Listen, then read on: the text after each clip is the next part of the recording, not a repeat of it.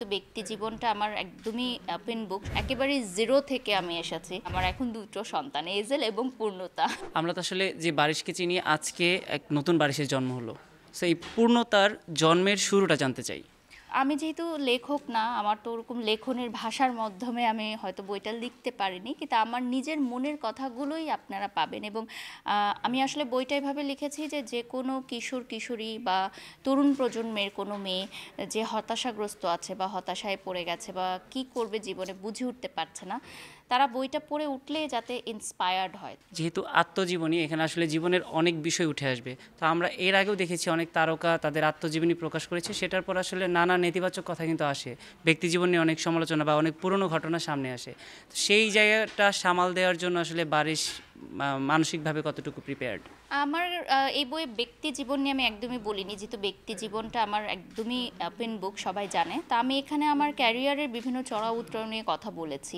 যেহেতু আমি একটা দীর্ঘ বছর এই ইন্ডাস্ট্রিতে পার করেছি, একদমই নতুন ছিলাম, একেবারে জিরো থেকে আমি এসেছি। তো আমি সেই জার্নিগুলোই শেয়ার করেছি যে একজন নতুন মেয়ে যখন কাজে নামে বা একটা স্টুডেন্ট যখন কাজে নামে তখন অনেক বাধা বিপত্তিতে পড়তে হয়। তো সেগুলো মেয়েরা কিভাবে ওভারকাম করবে সেটা নিয়ে আসলে আমার লেখাটা। এখানে কোনো নেগেটিভ কোনো কিছুই আমি লিখিনি, মানে পুরোটা বই আর কি পজিটিভ ভাইব। আচ্ছা, এটার ভিতরে তো আসলে এই পথ চলায় যে ধাক্কাগুলো খেয়েছে বারিশ, সেগুলোর অনেক বিষয় উঠে এসেছে।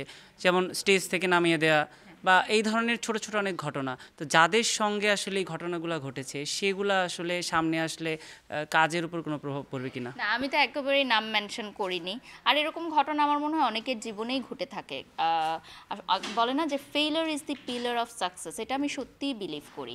তো কাজের ক্ষেত্রে শুধু যে আমার এই প্রফেশনে না, বিভিন্ন প্রফেশনে যেই মেয়েরা আছে, যেমন ব্যবসায়িক ভাবে যেহেতু আমি এখন কাজ শুরু করেছি, আমার একটি ব্যবসা প্রতিষ্ঠান আছে এবং সামনে আমি চাই যে আরও ভিন্ন ভিন্ন প্রতিষ্ঠান আমি করব।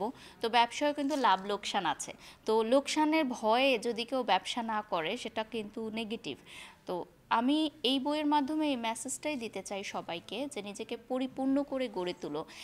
একাই একশো, মানে নারীরা সব পারে, এটাই হচ্ছে আমার মেসেজ। আচ্ছা, আমি একটা স্টোরি দেখেছি যে বারিশা থেকে বারিশ। সো এই বারিশা থেকে বারিশ কেন, বারিশাই নয় কেন? বারিশা আসলে আমার সার্টিফিকেট নেম, আমার সব কিছু কাগজপত্র অ্যান্ড অল সব কিছুই বারিশা নামে। কিন্তু শোবিজ ইন্ডাস্ট্রিতে আসার পর কাজ করতে করতে করতে বারিশা নামটা শর্টকাটে বারিশ হয়ে গেছে। তো সেইখানে সবাই আমাকে মিডিয়াতে বা সোশ্যাল মিডিয়াতে বারিশ নামেই চিনে। তো এইটা কেন, এটা ব্যাখ্যাটা জানতে হলে পূর্ণতা বইটা পড়তে হবে। আচ্ছা, পূর্ণতায় আসলে এইজেল সম্পর্কেও আমরা জানবো। তো আপনি বলছেন যে যেহেতু এটা আপনার প্রথম বই, এটাও আপনার সন্তান। আবার বইয়ে একটা জায়গায় আপনি মেনশন করেছেন যে এইজেল আপনার দ্বিতীয় সন্তান, তার মানে কি পূর্ণতা আপনার প্রথম সন্তান? আমি বলতে চাই যে এইজেলকে আমি এই বইটা ডেডিকেট করেছি। এটা সবাই মানে বইটা কিনলে বলতে পারবে। তো লেখকদের প্রথম বই থাকে তাদের সন্তানের মতো, এটা আমি গুণীজনদের কাছে শুনেছি। তো এই জন্য বলতে পারি যে আমার এখন দুটো সন্তান, এইজেল এবং পূর্ণতা। তো পূর্ণতার পর এটার কোনো সিরিজের পরিকল্পনা আছে কিনা আপনার, বা লেখা শুরু করেছেন কিনা?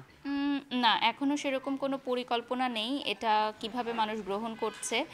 তবে আমার এই বইয়ের পিছনে যারা ছিল তারা অনেকেই বলেছে এটা সিরিজ আকারে হতে পারে, কারণ আমাদের আজকের চিফ গেস্ট যিনি ছিলেন নির্মলেন্দু গুণ স্যার, উনিও কিন্তু বললেন যে এত ছোট ছোট করে না লিখে তুমি আরও বড় করে লিখো। তো নেক্সট টাইম হয়তো আমি ওনার কাছ থেকে পরামর্শ নিয়ে চিন্তা করব যে কিভাবে কি করা যায়। আসলে আমি এত ব্যস্ত সময় পার করেছি যে এই বইটা বের করতে আমার দম বের হয়ে গেছে, কারণ আমাদের তো অনেক বেশি কাজের চাপ আমার এখন। তো তা দেখা যাচ্ছে রাত জেগে জেগে এটা লেখা, কারেকশন করা, সব কিছু মিলিয়ে আবার বইয়ের লেখা ফর্মা এগুলো একদমই নতুন ছিল আমার জন্য। তো সেখান থেকে আমাকে অনেক বেশি বেগ পেতে হয়েছে। আচ্ছা, আপনি আপনার বইতে বলেছেন আসলে হার না মানা নারীর গল্প, যেটা জি। হচ্ছে বারিশের জীবনের গল্প। তো বারিশ কি আসলে নিজেকে একজন হার না মানা নারী হিসেবে প্রতিষ্ঠিত করেছে? আমরা জানি সে আসলে নিজেকে আরো কোথায় নিতে চায় বা কোথায় দেখতে চায় সে তার নিজেকে? আমি বলবো যে শেখার কোনো শেষ নেই এবং সফলতার কোনো শেষ নেই।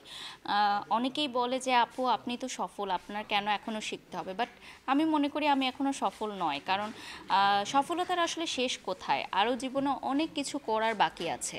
তো আমি আরও শিখতে চাই, এগিয়ে যেতে চাই এবং আমি যেহেতু একজন মা, আমি চাই যে আমার মেয়ে যাতে আমার মতো করেই গড়ে ওঠে। তো এখন আমার এটাই চাওয়া যে আমি একজন ভালো মা হিসাবে যাতে দর্শকদের সামনে পরিচিতি পাই। বইমেলায় হাজার হাজার বই আসবে, সেখানে বারিশের মতো একজন নতুন লেখকের বই পাঠক কেন কিনবে? আম, অনেক গণ্যমান্য ব্যক্তিদের বই আমরা কিনি, পাশাপাশি তরুণ লেখক যারা আছে তাদেরকেও তো উৎসাহ দিতে হবে। তো তরুণ লেখকদের বইও আপনারা পড়বেন, তাহলেই কিন্তু নতুন প্রজন্ম বই লেখায় বা বই পড়ায় আগ্রহ প্রকাশ করবে। না হলে তো তরুণ লেখক বের হবে না এবং তরুণ পাঠকরাও বের হবে না। আমরা বইয়ের পাতায় বারিশের জীবনের গল্প দেখছি, এটা আসলে কখনো পর্দায় দেখব কিনা? অনেক ডিরেক্টরই আমাকে বলেছেন যে আমাকে নিয়ে তারা শর্ট ফিল্ম এগুলো করতে চায়, বাট আসলে আমি এখনও সেগুলোর জন্য তৈরি না। যদি কখনো মনে হয় ভবিষ্যতে, তাহলে হয়তো করব, আপনাদেরকে জানিয়ে করব।